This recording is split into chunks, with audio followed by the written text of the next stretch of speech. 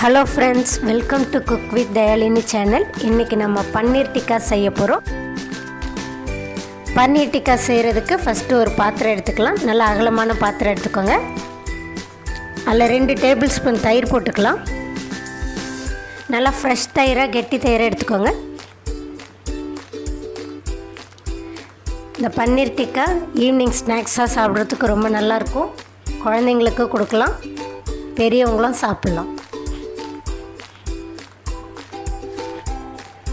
தயிரை நல்லா பீட் பண்ணி எடுத்துக்கலாங்க. இந்த அளவுக்கு பீட் பண்ணால் போதுங்க. இது கூடவே 1 டீஸ்பூன் மிளகாத்தூள் சேர்த்துக்கலாம். இன்றைக்கி நான் காஷ்மீர் மிளகாத்தூள் தான் சேர்த்துருக்கேன். நீங்கள் வெறும் மிளகாத்தூள் இருந்தால் கொஞ்சமாக சேர்த்துக்கோங்க. காஷ்மீர் மிளகாத்தூள் காரம் இருக்காது, ஆனால் கலர் கொடுக்கும். வெறும் மிளகாத்தூள் காரமாக இருக்கும், அதனால் கொஞ்சம் கம்மியாக போட்டுக்கோங்க. இது கூடவே 3/4 டீஸ்பூன் தனியாத்தூள் சேர்த்துக்கலாம். 1/2 ஸ்பூன் கரம் மசாலா சேர்த்துக்கலாம்.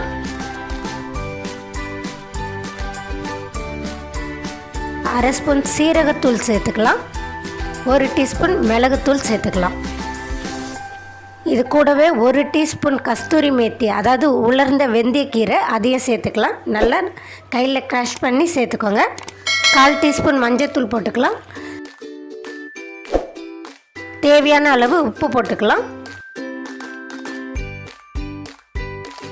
இது கூடவே 1/2 எலுமிச்சம்பழம், அதை முழுசாக புழிஞ்சு ஊற்றிக்கலாம்.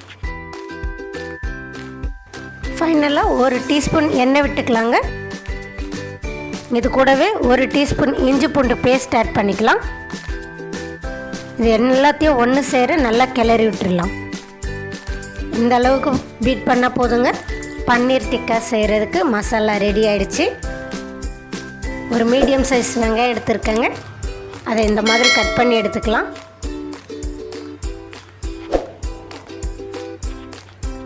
கட் பண்ணியிருக்க வெங்காயத்தை இந்த மாதிரி ரிமூவ் பண்ணி எடுத்துக்கலாம். ஒரு தக்காளி எடுத்துக்கலாம். இந்த மாதிரி 6 பீஸாக கட் பண்ணி உள்ளே இருக்க சீட்ஸ் எல்லாம் எடுத்துக்கலாம். 3 விதமான கலரில் அதையும் கட் பண்ணி எடுத்துக்கலாம். அவ்வளோதாங்க, பன்னீர் டிக்கா செய்கிறதுக்கு எல்லாம் ரெடி பண்ணியாச்சு. இது கூடவே 200 கிராம் பன்னீர் எடுத்துருக்கேன். அதையும் இந்த மாதிரி ஸ்கொயராக கட் பண்ணி எடுத்துக்கலாம். இப்போ பன்னீர் டிக்கா செய்கிறதுக்கு நம்ம ஸ்டார்ட் பண்ணிடலாம். அடுப்பை பற்ற வச்சு ஒரு பேன் வச்சுக்கலாங்க. அதில் 2 ஸ்பூன் எண்ணெய் விட்டுக்கலாங்க. இப்போ நம்ம ரெடி பண்ணி வச்சுருக்க மசாலாவில் கட் பண்ணி வச்சுருக்கிற பன்னீர் காயெல்லாம் மிக்ஸ் பண்ணி ஒரு ஸ்டிக்கில் நல்லா டிப் பண்ணி எடுத்துக்கலாம். இந்த மாதிரி ஒரு வெஜிடபிள்ஸும் பன்னீருமா மிக்ஸ் பண்ணி நம்ம எடுத்துக்கலாம். தவாவில் போட்டு நல்லா 2 பக்கமும் சூடு பண்ணி எடுத்துடலாம். தவாவில் போட்டு நல்லா டீப் ஃப்ரை பண்ணலாங்க. இந்த மாதிரி அடிக்கடிக்கு ஒரு 2 நிமிஷத்துக்கு ஒரு தடவை 4 பக்கமும் திருப்பி விடலாம்.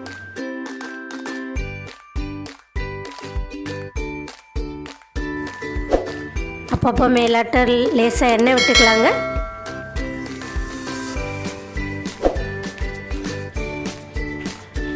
இந்த மாதிரி ரோஸ்ட் ஆகணுங்க. ஆல்மோஸ்ட் நம்ம பன்னீர் டிக்கா சூப்பராக ரெடி ஆயிடுச்சு. இதே மாதிரி எல்லா பன்னீரையும் போட்டு எடுத்துக்கலாம்.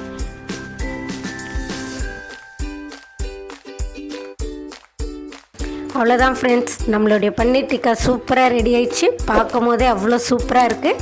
இது எப்படி இருக்குன்னு டேஸ்ட் பண்ணி பார்க்கலாம் வாங்க.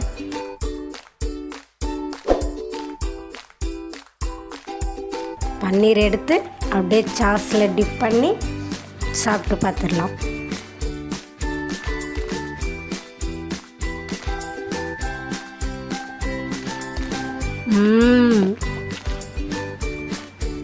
சூப்பராக இருக்குங்க.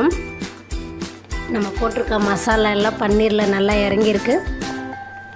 சாப்பிடும் போதே அவ்வளோ டேஸ்ட்டாக இருக்குது. உப்பு காரம் எல்லாம் கரெக்டாக இருக்குது.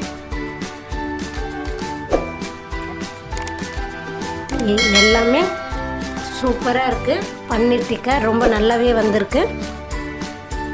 இதே மாதிரி நீங்களும் வீட்டில் ட்ரை பண்ணி பாருங்கள்.